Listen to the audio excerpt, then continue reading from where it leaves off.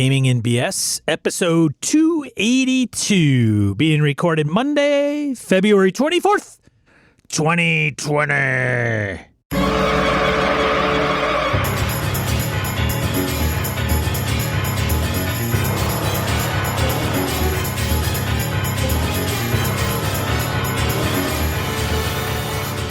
Welcome to Gaming in BS, a tabletop RPG podcast. I'm Sean. I'm Brett. Welcome to the show, folks. Welcome back. Glad everybody's here. Oh, Lord. So, Sean, we're doing the Discord thing now where we're trying to do that as well. Is anybody there? Yeah, Larry's there. Larry's there. That's awesome. I think Larry's in there. Okay. I think Larry's the only one in there. That's okay. So it's, yeah. If they can make it, they can make it. If they can't, well, that's okay. People got lives. And guess what? You can always get us later. Exactly. That's the beauty of podcasting. So, Sean, you and I had the old Gaming and BS board meeting on Friday. We did. We drank beer, had really good pizza. That was nice.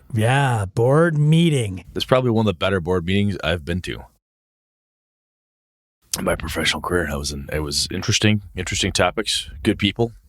Two of my favorite people, you and me. And how many board meetings can you go to and drink beer? Depends what company you work for, I guess, but yeah. That's very, very true. It was good. It was very good. Yeah.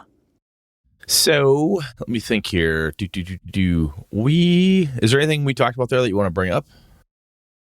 For the board meeting? Yeah, from that. Yeah. I do. Okay. I do have something. Yeah.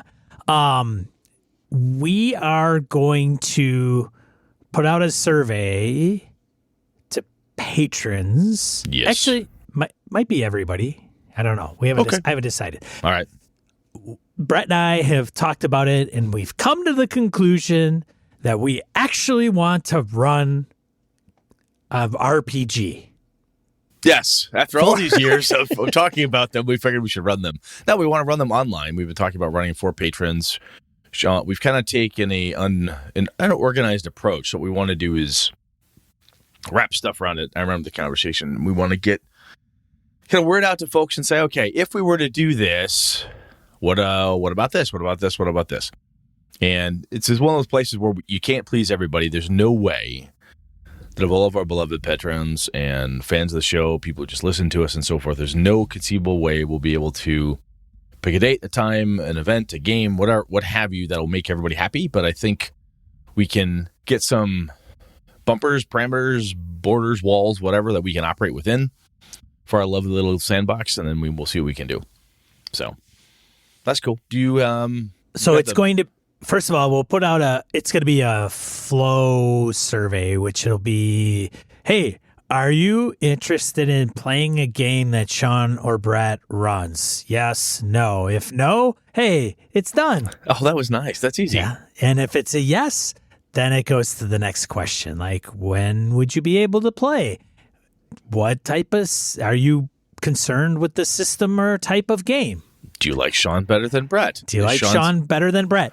And that is going to be a question. And trust me, there is not going to be any hard feelings. If everybody votes for me, Brett will not be mad. No, I won't, I promise. And vice versa. Sean will cry, but I won't. I'll be okay. I really will. He's tough. He's tough. But the reason we want to do that is because we can understand the demand for either one of us, so we can schedule appropriately and make sure we accommodate that, whatever that is. It's also easy to pull a switcheroo and disappoint the hell out of everybody when they're like, Kelly's running a game. And then that Brett guy shows up like, man, those guys, they suck. They screwed me. That's right. Yeah. Because we're all about a bait and switch. That's what we kind of know. That's not what we're doing. So we're going to do that. I think that was really the big one. There's not going to be any major changes to the show in case you were like going to tune in and all of a sudden we're going to have this weird big format change. And no, the format change works well. Some feedback we've gotten, I think we've been able to incorporate kind of on the fly. And Sean and I are pushing back and forth on different topic ideas. A lot of times it's been not all Brett coming up with the topics, but want to make Sean has had a couple ideas that he wanted to chat through, so we listed those out. So we've got a couple of good shows already kind of in the works, and I'm pulling more and more stuff out of the forums. The other piece that we talked about that I'm going to do, and I know Sean is better at this than I am, but between the day job and the family life, sometimes I, quite frankly, forget to get into the forums as often as I would like. So our forums are pretty cool. Every time I'm in there, I have a good time reading what people posted. Everyone's been really just awesome, very supportive, and really good information, all that stuff. But I want to make myself more of a presence there. Not that that's a selling point for anybody, but I feel like I should do that. So I'm going to try to schedule some time every week where it's like, hey, you're going to spend a half hour and do this thing, whatever the case is, whether it's like, hey, I've got lunch at work, I'm going to make sure I hop in the forums and do something. For whatever reason, G Plus was easier to do. I don't know why. This is just another website, but for some reason, G Plus was simpler, or at least it was in my head. But I think just use of the forum tool and whatnot, it'll replace it. Other than that, I can't think of anything major that would be worth putting out there for anybody to take note. I don't. No, everything else is just you and BSing about different stuff. We went over stats and stuff like that, but yeah, all pretty boring crap. The only thing else is I game this weekend. Yes. So I've posted it on Facebook, Instagram. Instagram is where it's hosted, but I posted on the forums. I posted on Facebook, and I think our Twitter accounts actually. You caught Jeff in action, didn't you? I got Jeff on video in prime form. One is 1:30, and the other one is like 2 minutes 30. So they're not like 10-minute long, diatribes. But if you want to see how good I imitate Jeff, and this is not Jeff for the cameras. This is just Jeff. It's not just for the cameras, but Jeff was full aware that I was recording him. Well, I know, but I'm just saying, I met Jeff once in person, and I can tell you that's all Jeff. Yeah, he's not hamming it up just because he's being recorded. Nope, this is the way he rolls. So we'll have links in the show notes, and you can bask upon his glory. I love guys like that, man. I saw something on Twitter today where a person posted, hey, if you could have anybody in the world play in your game, who would it be with? And I can't remember who they said it would be. It was some famous actress. I can't remember. People usually do that, yeah. Yeah. For me, it'd be Jeff. He's like, who, man? Because Jeff's he's all in. Oh yeah, I mean when he's doing that's the better when my crew is cooking and everybody's involved. They show up and we show up to game. Yeah, man. We're there to game. If you're there for a 4 to 6, 8 hour session, we want a game this whole time. There'll be a little bullshit around there, like I say, but at the end of the day, we're here to game. Let's go. No distractions. Let's get in here. Enthusiasm, man. I could get an actor or an actress at the table, maybe not.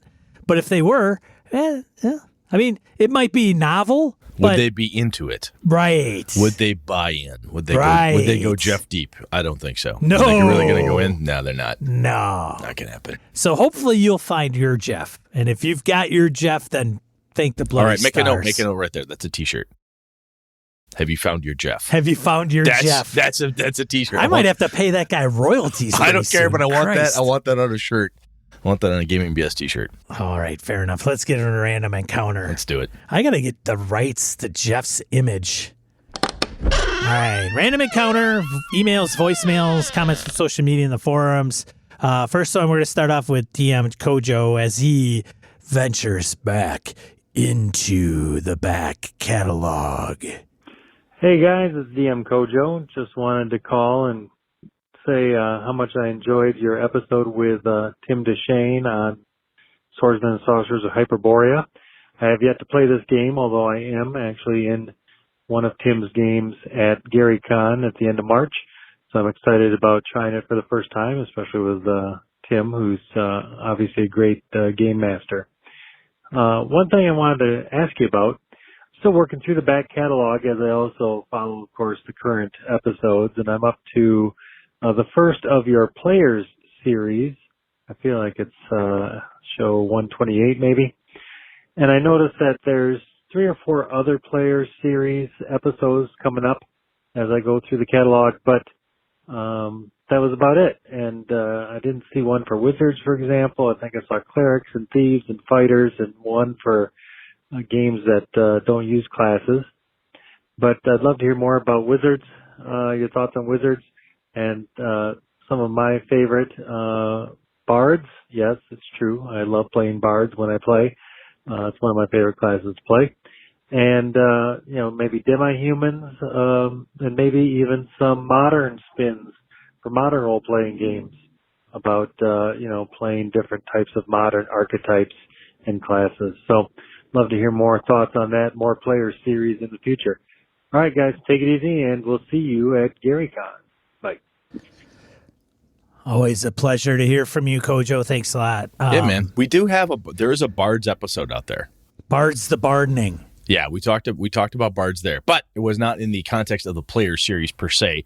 Actually, the idea of the Bards episode kind of spawned hey, we could do something similar to, it might have been Bards for role-playing or something along those lines was the title of that one. But anyway, I love the idea. I'm in the schedule right now. Player series Wizards, modern PCs. All right, cool. Notes are made. Hopper has grown.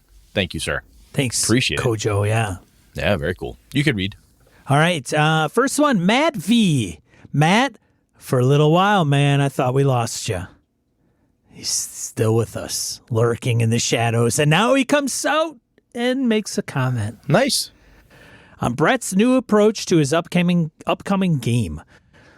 My quote-unquote favorite campaign length has changed a lot over time. Most APs, actual plays, are made for about 50 sessions of 4 hours each, give or take 50 hours. So they end up lasting about a year if you do weekly 4-hour sessions. That's more or less how AP or Adventure Path, I don't know, either one. That's more or less how all the games I played or ran were for the better part of my gaming experience. I've played in one weekly campaign, hit 2 years, but that was the longest. Never had an epic 15-year campaign, though it sounds cool. Over the last 10 years, I have really moved to a shorter campaign structure, so my acceptable range has dropped from about 8 to 24 sessions, with 12 to 16 being the optimal range for me. I was lucky enough to be a player in 6-session campaign a couple years back, and that was fine by me. The story was well played out, and prolonging it likely would have made it worse. I definitely agree with Sean. Hey, it should be no longer than it needs to be, even if that is short. Even if I'm running an AP, I'll cut it to what I consider relevant content. Adventure Path, it's got to be. Yeah, it's got to be. Matt's talked about Adventure Path before. Every campaign I've ever seen, which is well into the double digits, has a lot of unnecessary fluff. Usually I'll cut them down to about 15-ish sessions. I've never had anyone complain that it felt rushed or was incomplete. I generally know within 1 to 2 sessions how many sessions it will take to run the entire campaign. For instance, in my recent Shadowrun game, I knew each run would take 1 session, with the main story runs taking 2 sessions. Of course, a TPK can always end it early. Smiley face, wink. But even less precise games I can usually pinpoint pretty well. I've really moved to an episodic style over the last 4 or 5 years, so try and keep each session very precise. I'll move it out if I need to, but really like the episodic play style. I ran a similar kind of thing as Brett is talking about. I ran a lot of side missions for players via Skype. Most of the players would do an entire mission in between every session or two. It was a lot of fun. It's something that would be cool to revisit someday, but I just don't have the time at this point in my life. I was spending an additional 10 to 15 hours per week just taking care of side business with players and expanding on those details. I know a lot of my players really enjoyed it, and I really did too, but for me, it was very time exhaustive. Hopefully, I'll get to retire someday and can get some sick gaming like that again. Yeah, the time intensity of some of that stuff can be pretty crazy if you don't put a boundary on it. You know? And I remember in the past running the side sessions or the small stuff and whatnot, it was like, okay, we'll take this. to a certain point, and then I'm like, okay, I am done talking to Lenny about this thing, and be like, okay, this is where we end. We will get back together and the group as a whole and continue on. That makes sense. I think what's interesting too is when Matt talks about cutting out the fluff from some of the adventure path stuff. That's interesting to me because, you know, him being able to do that and have his group really like it means that he knows his group really well. He knows what is fluff, not only to him, but to the group. What would be a distraction, what wouldn't be necessary. And basically acting kind of as an editor for the group right out of the gate, you know, pre-editing the story that they're all going to tell together and saying, look, we don't even need to talk about this stuff because that's not the cool pieces. These are the cool things that we know everyone's interested in. So that's pretty neat. I like that idea. Yeah, I'm glad you chimed in, Matt. Man, I was worried about you. Thanks for still being alive and still listening. It's good stuff. No, Yeah. Thank you, sir. That's awesome. All right, and we got Jared Rasher up next. He comments on average damage technique. I just want to chime in on the average damage discussion because I totally use the average damage listed in the monster manuals in 5e. There are two reasons for this. As a DM, I'm juggling a lot, and honestly, it frees up a lot more cognitive load at time than you would think once you start doing it. And two, I ran enough sessions of Pathfinder where a really scary, dangerous monster continually rolled super low damage and the counter turned into a cakewalk. Yes, this can happen to players as well, but it's the same math that affects a lot of RPGs. Players are rolling a lot more dice than you are as a DM. Your chances as a DM to roll low and not do something impressive with your boss fights are way higher than the entire table of PCs rolling lower for all of their characters. Plus, there are still fun moments, like when my big hulking ogre scored a critical hit and I did less damage than average on a crit.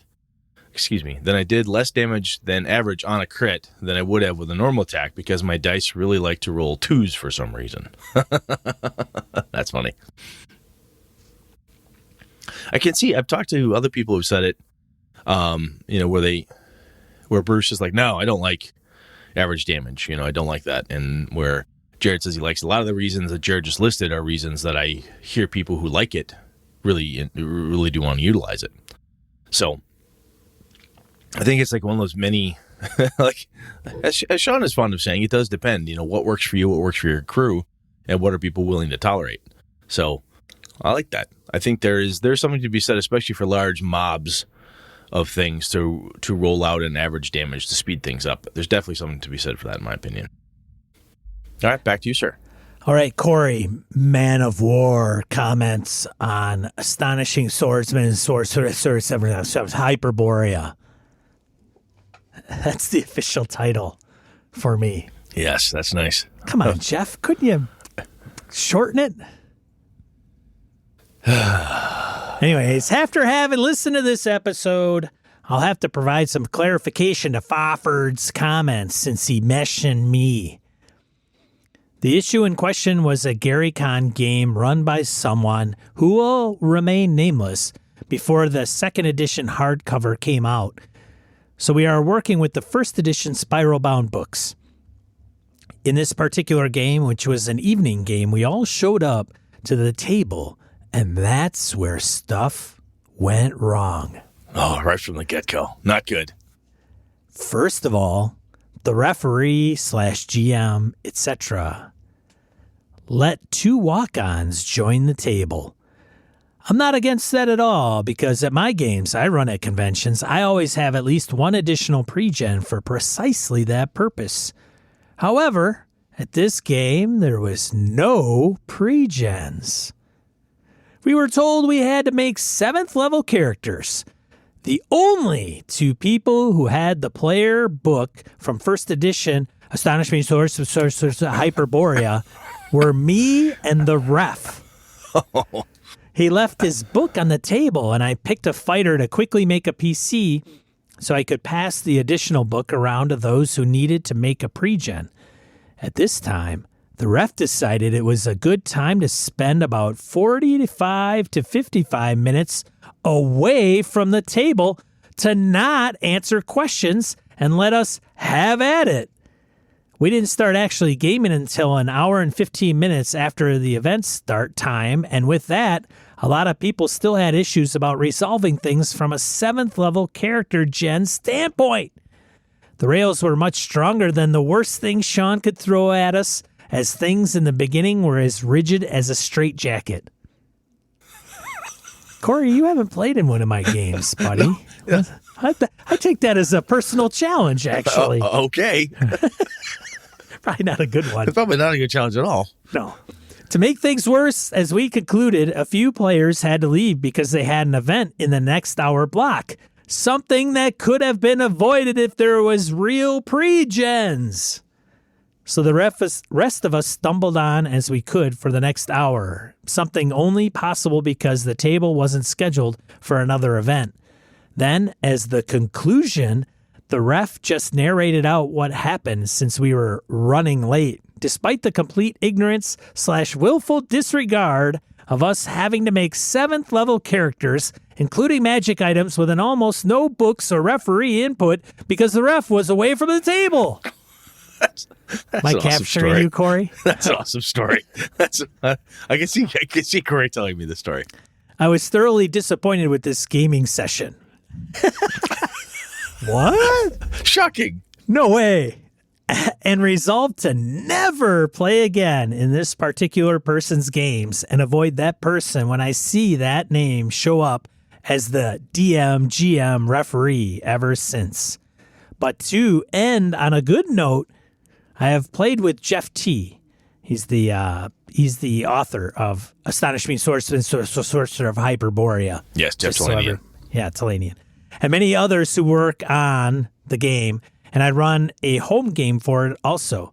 If any of you wish to read my foolish attempts to write it up, here it goes. And then he has a link to the forums where I think he sums up one of the games that he runs. I haven't read it, Corey. I apologize, but anyways, we'll have a link in we've the talked show about notes if you wanna- pre-gens. Yeah, we've talked about pre-gens at games before, and so Astonishing Swordsman Sorcerers of Hyperborea is first edition AD&D. It's not as fast to make second a character. edition. Is it a second edition? No, it's first. It's first edition, man. Shane said it was like second. No, it's got second components, but its core is very much like first. Oh, okay. Regardless, Well, I guess I didn't listen to the episode I was on then. Oh, Jesus. Tim, when we get together, we're just going to hold him down and you just start hitting. Oh my God, is that going to be so fun? Anyway, it's not hard to make a character per se. However, I'm talking first level character. If you've never played the game before, and oh, by the way, and you do have questions as a seasoned player, like, do you want us to roll average? Do you want us to roll hit points? Or do you want us to have average number? Do you want us to roll our stats? Or do you want us to do what? Any class is outlawed? Does it matter where we're from? Blah, blah, blah. Good players trying to get into the game to make characters proper fit for the event. And every time you do that above 7th level, it can get trying because there's more options and more features that you can choose or pick as you go along sometimes. And man, hey, can I multi-class? Someone's going, oh, Jesus Christ. You gotta, the best way to do that, excuse me, drinking carbonated beverage, not good when podcasting. I think the best way to do it, if you can, which would take some effort, but once you have it down, you could just do it anytime, anywhere, any place with any system, is if you figure out how to level up to a specific level very quickly, it would be, okay, choose 5 things from this list. From this list to choose 3 things. Yeah, right? you need a game master other than this person who is much more involved and prescriptive with those decision-making process, giving you a thing to do. Well, and he should have. Hold on. Let me read Corey's thing here just a second. First time walk-ons. So walk-ons. Oh, so the whole game he says there was no pre-gens. Then you should at least post, hey, character generation is going to be part of the event. Yeah, if that wasn't, it sounds like Corey, when he signed up for that was not clearly delineated in the game's write-up. I can imagine.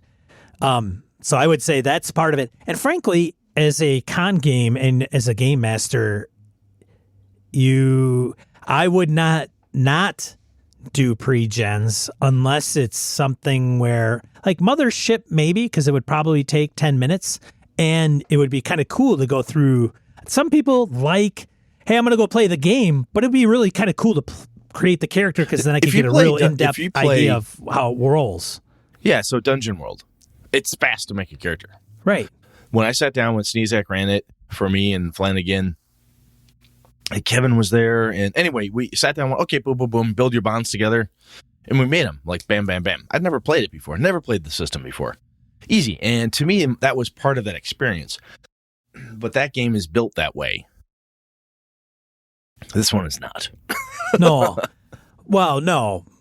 But yeah. But I'm saying if you want to make pre-gen a part of the game, well, first of all, if you're running a con game, have pre-gens. If you're not going to have pre-gens, announce it. If you're going to announce it, have a purposeful reason for not having pre-gens. And maybe it's just the experience. And provide guidance while at the table. Don't walk away for an hour, practically. Yeah. Let people just have the flounder. resources to do it. Mm-hmm. Bring a book. Like, hey, bring a book. We're going to create pre-gens. If you own the book, please bring it. It would be helpful. Or you better bring PDFs, photocopies, something. Yeah. Right. Hey, thanks, Corey, for sharing that. I appreciate it. We don't hear from you a lot, but you're on the forums, and That's a damn good story. we love the man of war. All right, let's get into the main topic, shall we? Let's do it. Na, na, na, na, na, na, na. You ready? Dude, I'm ready, man. I was just practicing. Okay, good. All right.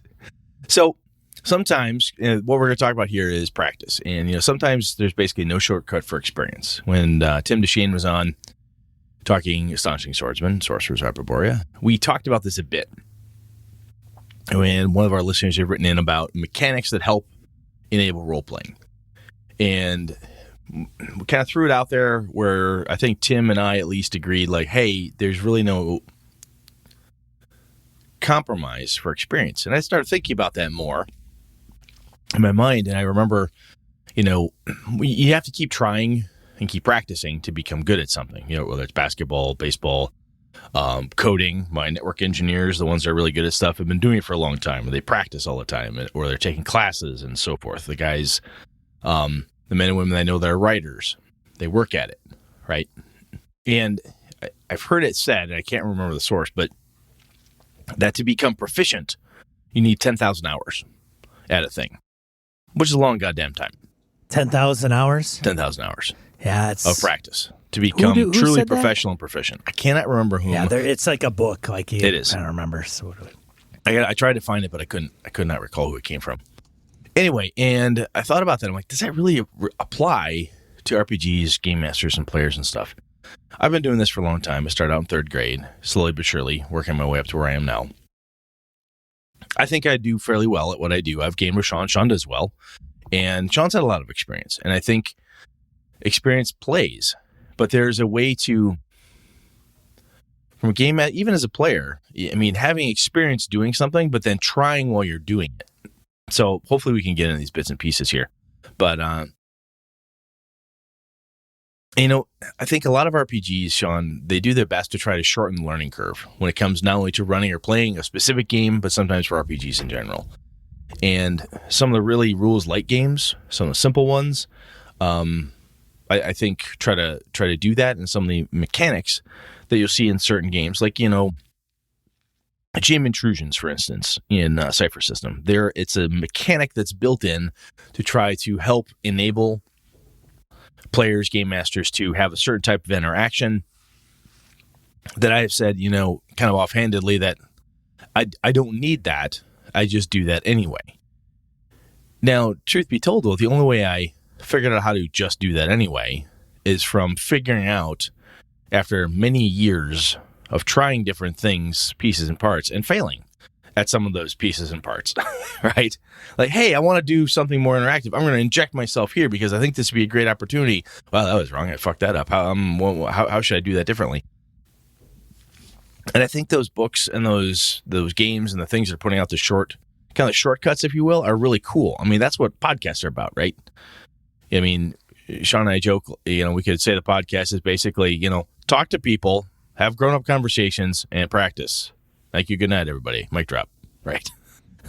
Makes for kind of a boring podcast, but I think we actually are trying to do a similar thing, and many podcasters do in a lot of different spaces. I'm trying to help shortcut things so that people can bypass the mistakes or issues that you and I have run into. hey, I want to help you learn fast. You tracking with me, Sean? Does this make sense? Yeah. And I think, we got YouTube channels, actual plays, seminars. I mean, most of the major conventions I ever go to have tons of different seminars. And as Robin and Ken would say, almost every panel that they're on turns into a how to be a better game master panel. Doesn't matter what the purpose of the panel is. It turns into how to be a better game master panel every time. And it's you've got to put the time in to become good, better, prolific, etc. at stuff. So that's kind of my thing that's been in my head. I just want to kind of put that together as a holistic thought, or at least the start of a thought. So, Sean, when I say all that to you, we talked about a little bit in person on Friday. What do you think about this? Do you think I'm full of shit, or 10,000 hours is crazy, or there's, I guess, what does this bring to your mind? Well, so the 10,000 hours thing, I believe, comes from Malcolm Gladwell. That's it. As discussed in his bestseller, Outliers. Yes. Thank you. We'll have a link in the show notes to our affiliate on Amazon. Please buy 30,000 copies so we can make $3. Exactly. That'd be great. That's part of that gaming and BS retirement fund right there, people. Practice. Yeah, I don't know. 10,000 hours in the RPG industry, or anything for that matter. That's a lot. It is a lot. What is 10,000 hours? That's 5 years, a little less than 5 years. Yeah. 40 hours a week. So you're going to hire somebody to be a recruiter. How long have you been recruiting? Oh, I'm really good. How long have you been recruiting? I just started. Yeah, well, that's how long have you been recruiting? 6 months. That's a bad How long have you been recruiting? 5 years. That's a bad How long example. have you been recruiting? 15 years in the IT space, specializing in. That's a bad example, Brett. All right. I'll tell you why, because nobody knows what the hell they're doing when they're recruiting. Trust me. Been doing this for 16 years. So let's put it on the flip side. I want to hire a network admin. Yeah? I got a lady who applies, and she's got 15 years of experience. She specializes in Wi-Fi environments for warehousing and manufacturing distribution. Huh. Yeah. Will she be doing that all 15 years? Yeah, look at the job. Look what she's been doing. Look at the resume. Wow, she's got all this great experience. Yeah, but that long ago, she was probably dealing with shit that's not even around anymore. Yeah, but she's kept constant with it. Look at this. She has all these projects. Blah, hey, blah, man, blah, blah. I got guys that have worked on punch cards. Doesn't make them rocket scientists. All right. So somebody who, because they just started gaming now, is a game master. There's ones that are out there that could game master better than people that have been doing it for more than 10 years. Of course they can. Yeah. But I believe that natural instinct and talent is only going to take you so far. What? You still need to practice, dude. What is it? Beauty fades, dumb, or no. Beauty fades, dumb is forever? Beauty fades, dumb is forever. Judge Judy. I think she wrote a book called that. She may have. I know she did. But you get what I'm saying, though? I mean, let's take the 10,000 hours out, right? There's just an example. Yeah. Whoa, sorry. But I think there's a piece in my mind that there's some wisdom in that idea that you have to practice at this. We talked about this before when people are like, hey, I'd like to know how to do funny voices in my game. I'd like to use audio sound or this, that, and the other thing. We can give... Sean and I can say, this is what we would do if we were you. We've tried this. We found this works. I tried these 3 things. They fucking bombed abysmally. If I were you, I wouldn't do that. I think the flip side of that advice is that when we say that, these 3 things did not work for either Sean nor Brett. They might work perfectly fine for you. I don't know. Right? So I'm telling somebody I wouldn't do this thing because I have examples of why it failed for me. Somebody else may be like, oh yeah, but I know how to make that work. Or I want to try it anyway. I've got kids. You don't have kids, Sean. And you can tell a kid 1,000 times don't do a certain thing, but they're going to go out and learn it on their own anyway, because experience is a really good teacher. But when somebody wants to do something in a game, whether it's like, I want to play an RPG. I've never been it before. I don't know what to do. You got to try. You got to get out there and you got to play. Did you have fun? Yes, it was a good time. Boy, I really didn't seem to understand the game, but I had fun. You need to keep playing. You need to keep trying. You need to keep playing that game or different games or whatever it is so that you can get better at it and become a better player. You're sitting there at the table watching guys like Jeff get really into character and like, wow, and that's really cool for you. And you think, man, that dude is having so much fun. What would I have to do to be like Jeff? Take a lot of drugs, drink a lot of booze. Or what would I have to do? Just kidding. My buddy Jeff does not do drugs. No. But what would I have to do to be like that person I'm game with who's basically, damn near, theater level thespian? This person is amazing. What would I have to do that? How could I be, X, Y, and Z? Do you really want to be like Matt Mercer? I don't know. Maybe you do, maybe you don't. But there have been, Matt Colville said this a while back, he has received feedback from the games he's streamed that because he is not a trained actor, he has no business streaming or being a game master at all. Yeah, but there's always one dipshit that's going to say something completely stupid and ridiculous. I know. But what I'm saying is that to get good at something, you need to practice it. And if you have an aspiration like, hey, I want to play basketball like Jordan, I'm not going to be able to.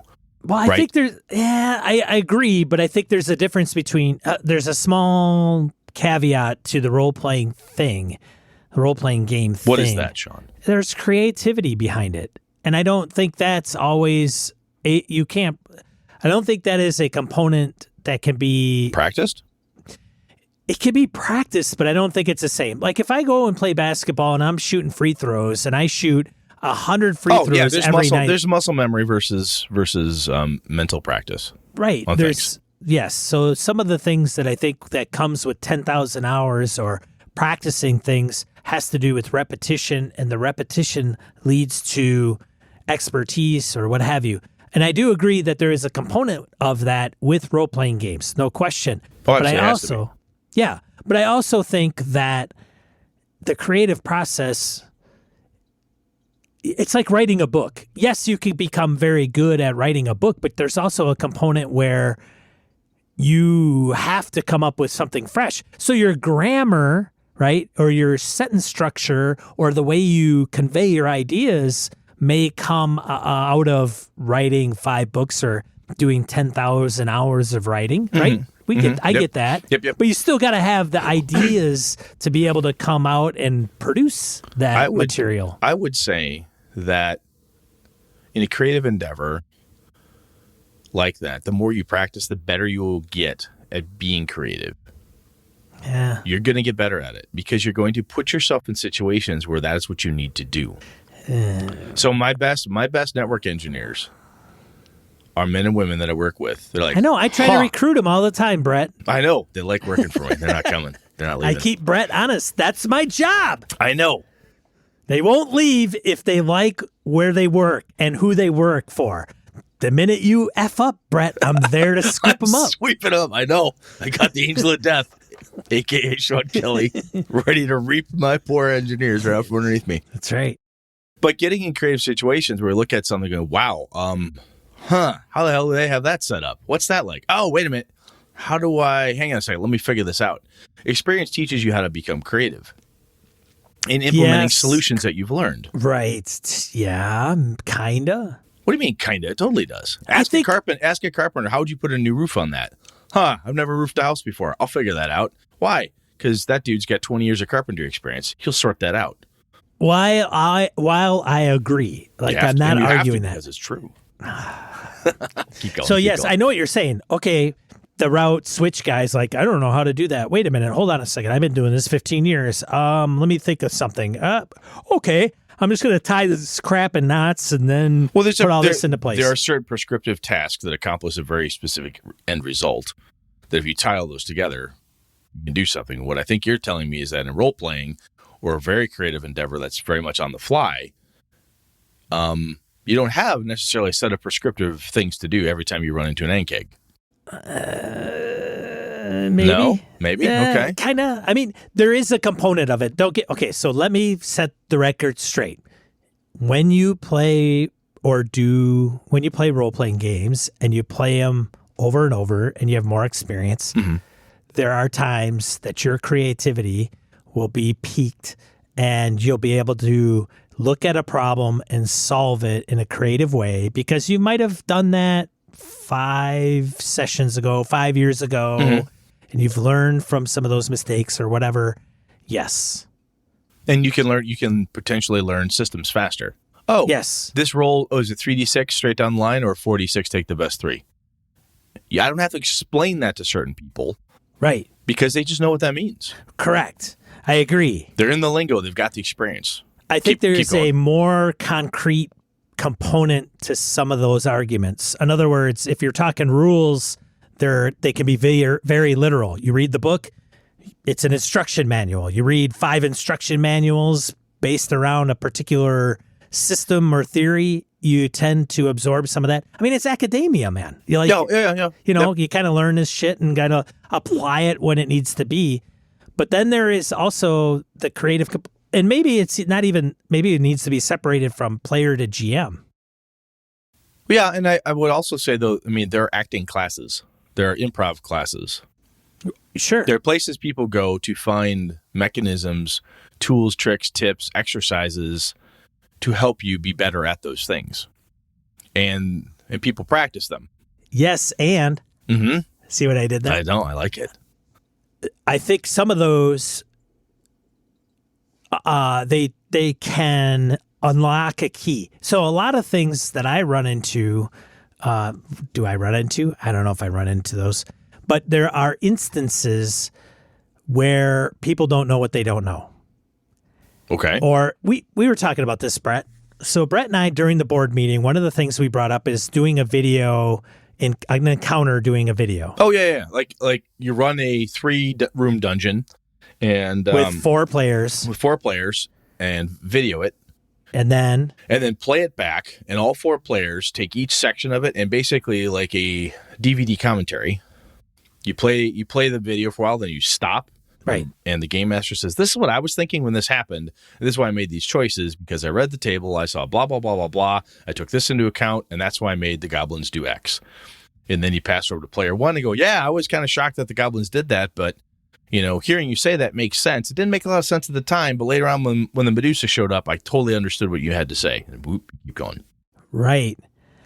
But what I was telling Brett is that there are individuals that will watch shows, they will read books, and they will want to game master, and they will feel, and it goes back to the encounter thing that I mentioned, I don't know, 6 episodes ago, when we were talking about people not knowing what they don't know and how they would tackle something. And so going to I'm all over the place right now, but the improv class that Brett talks about is, well, how do you become a better improvisational person? And it's not because they will show you how to do different things to become more like the yes and. But you have to do it. Yes, you have to do it. But it's also not, you're doing that because they're bringing it to your attention. Oh, got it. Okay, yeah. Right? It's not, it may not even be learning. It's just like, oh, I never thought of it that way. Mm-hmm. Now that I can see that, it's like a mastermind group. You know what a mastermind group is, Brett? I think I do. I don't. Yeah. I've had this described. Keep going. A mastermind group is when you get like 4 people that are maybe trying to achieve something. Maybe they're all trying to leave their day jobs and they all have certain backgrounds and experiences. And so you join a group. And an analogy is it's you are on the inside of a bottle trying to read the outside of the label. Okay. It's hard. You could do it. I think so. You can do it, but it's hard. So the mastermind group is everybody standing on the outside of the bottle, reading you the label. So what they're to do is to kind of give you ideas that you can't see because you're on the inside. You're too close. You're not looking. You're not able to see things clearly for whatever reason. And so they kind of point things out and you go, oh, that makes sense. A perfect analogy is that when they're at Apollo 11, the movie, and they're stranded, the guys go into 13. a room. I think that's 13, actually. Apollo 13, whatever. One of those Apollo movies. The one that was really effed up. But they go into a room and they dump a box on the table and they say, these are all the things that they have access in their space capsule. And if we don't find a way to use all these things so that they can survive, they're screwed. That's a perfect example of a mastermind. It's the being able to accomplish something with using multiple people, their brains. Yeah. It's those almost those corny team building exercises where like, hey, how do you drop 16 ping pong balls down this chute only using toothpicks or something? Whatever the fuck it is you're trying to do. I've done some weird ass team building shit. It's just great dumb analogy, as hell. Brett. It was weird. There were ping pong balls, toothpicks involved. I think macaroni or something. I don't know. I was making art or what the fuck ever. It was dumb as shit. Anyway, you've got to So what I'm saying is when you have something like that, and you listen to a podcast, you read a book, you watch something, you go, oh, I never thought to do this with a goblin encounter. That's great. That's one thing you've learned, right? You learned that thing. Someone read that piece of the label on the outside of that bottle to you. They told you it's called ointment. You're like, great, ointment. I never fucking knew that. And then the next time you go to your gaming table and you learn this thing about what you think is a really cool way to run a goblin fight, you need to implement the goblin fight in that cool idea you had and be ready for it to fail, to go sideways, to go better than you expected, or what have you. But what I'm saying is all that stuff you're learning, that mastermind stuff you get, those tips, those tricks, the pieces and parts you pick up, you need to implement it. Because otherwise, if you're going to armchair game master, armchair player, you've got great ideas and so forth, but you have to bring them to the table because that's where the truth is. The reality of the game is right there at the table, whether it be it virtual or in reality. At a certain point, when you've got a really good idea of how to run a Master Nyarlathotep experience because of something you read or someone turned a light bulb on for you, read you the outside of the bottle, you have to bring it to the table. Well, assuming it's good. You probably think it is. I mean, this is the piece. This is what I'm saying is that you're going to try something and say, I've always wanted to do a funny Scottish accent for my dwarf, and I figured out how to do it. So I'm going to show up at the game table. I'm going to try it. You have to be ready to look potentially like an idiot or make it not work quite right, or it kind of stumbles. I can't do it. I quit. I tried this silly accent. Everybody kind of giggle at me. Oh, well, whatever. I'm back to being whomever. That's fine. And I think one of the things that's scary for game masters and even players is you saw a thing, you learned a thing, you read a thing, you listened to a thing. You're like, wow, that's be a really cool way to play a bard. I really like that thing that Sean mentioned about that wizard and playing my wizards like that. You come to the table, you have to try it to actually get any use out of it. And you may have to try it 5 times. You may have to try it, not 10,000 hours probably, but you got to try it a few different times, a couple different ways to see how to make it work for you. If you show up and you say, well, I need to try, I read all this stuff, I read the book, I watched an actual play, I listened to a podcast, I did this thing, I'm going to run D&D. It was abysmal fucking failure. No one had any fun. This game sucks. It's not for me. You did it once. It's going to take more than one, right? Sometimes horrible, galactic, abysmal failure will drive somebody away from anything, right? If you have a horrible experience, you're not going to want to do it.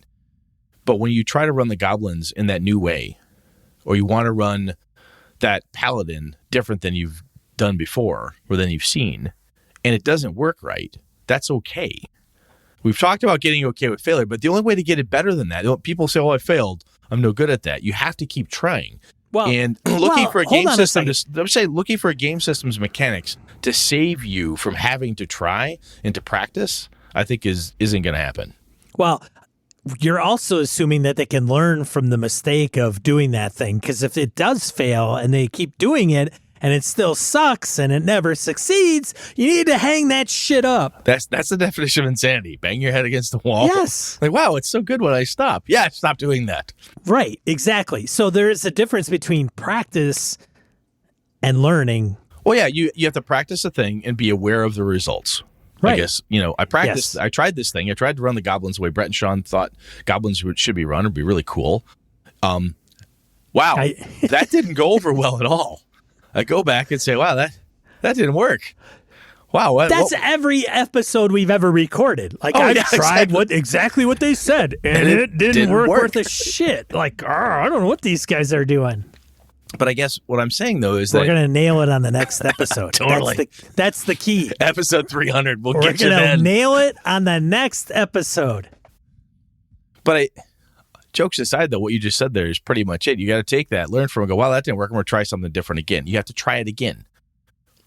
Whether it be that exact same way to run the goblin fight, or a slightly different way to do it, or you've tweaked it based on what you just learned this group likes or hates or whatever.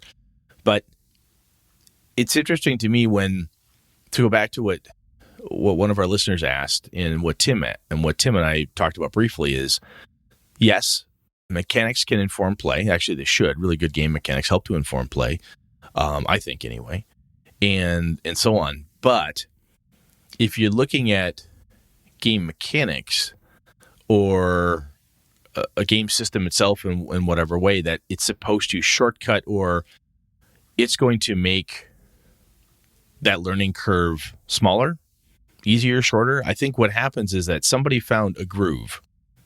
They started playing Savage Worlds and went, oh my God, this game, it has all this stuff. It really allows me to do blah, blah, blah, blah, blah. And older guys and younger people and other people who are well-read and played many games will look at that person and say, awesome, I'm glad you found a cool game. That sounds like it's just the game for you. Oftentimes in the back of our head, we're like, you can do the same thing with GURPS. You can do the same thing with this. Oh, God.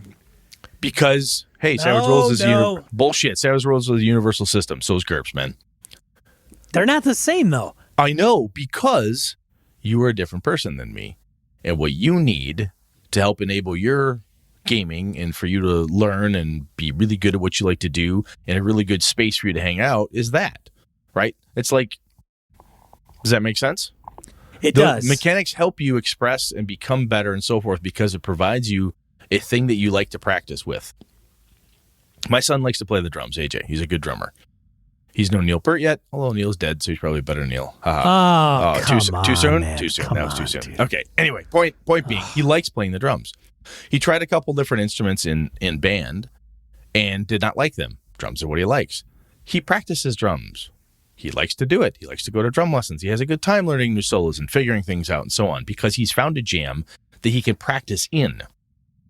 And I think when I hear people, I'm wandering here a bit, but I think when I hear people say, this game is totally my jam, Savage Worlds or Gumshoe or what have you, this is absolutely it. You have found a place, or multiple places if you're lucky, lots of different games you really love, that you can practice in and that you feel comfortable.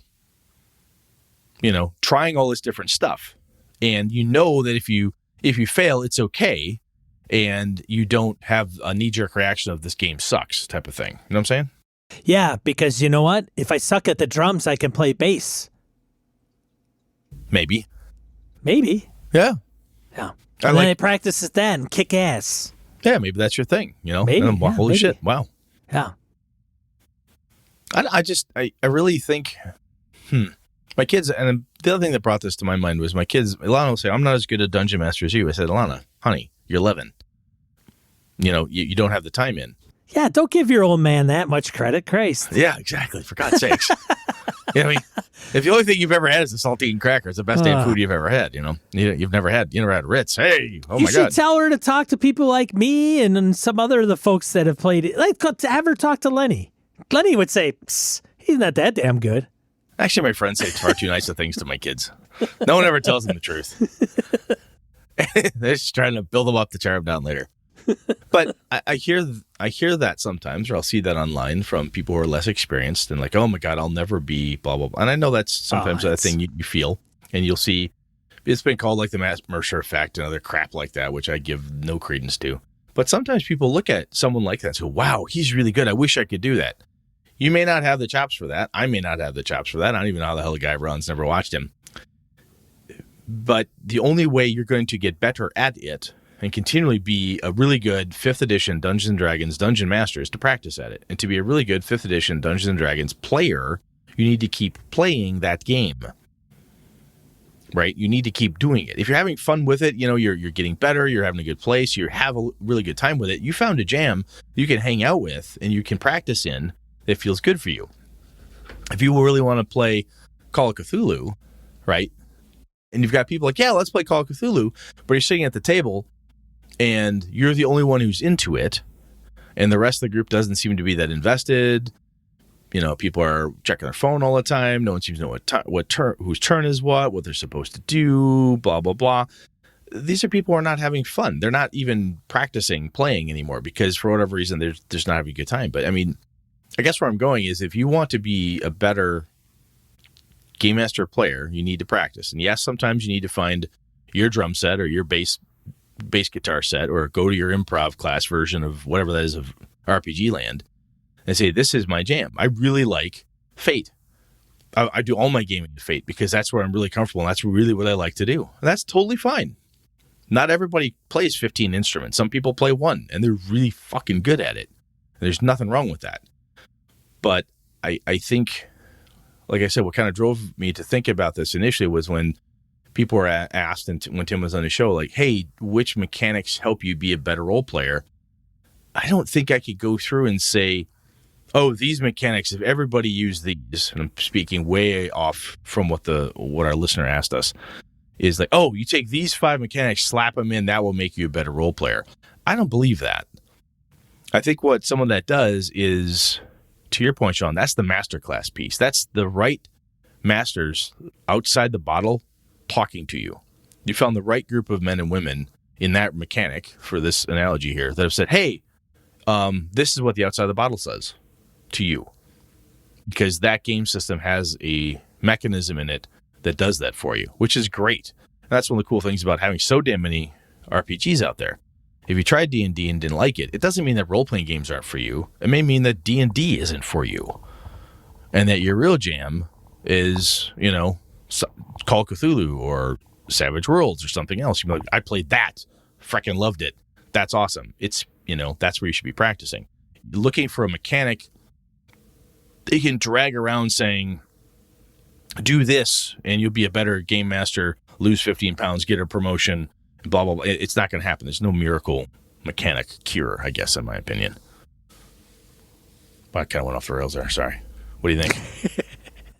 Yeah, I understand and I agree. Awesome. That's all I ever wanted, Sean. I just want you and me to have an understanding. Makes perfect. Well, it makes better anyway. Makes better. Yeah. So tell us how you're practicing. What's in your practice? Yeah. A regimen. I know we talked about this a little bit. Like when I'm going to do something, a new game system, and like, hey, it's going to be a sci-fi game, I tend to watch movies, TVs, and stuff. How do you get inspired by a thing? Is that considered part of your practice? What are you doing when you're gaming? Do you think of it as like, hey, I tried something new and it didn't work, but that's okay. It's just a game. I'm practicing. I'll get better next time. Is that even a thing in people's heads? I don't know. Or maybe I'm being bizarrely cerebral about something that doesn't need to be cerebral. Well, that may be. I mean, being cerebral isn't necessarily a bad thing. Maybe not. We'll find out. Anyway, let us know what you think of this chicanery. Let's move on. All right. Let's get into die roll. Die roll. First one. Beer has D&D style game right on the label. Yeah, baby.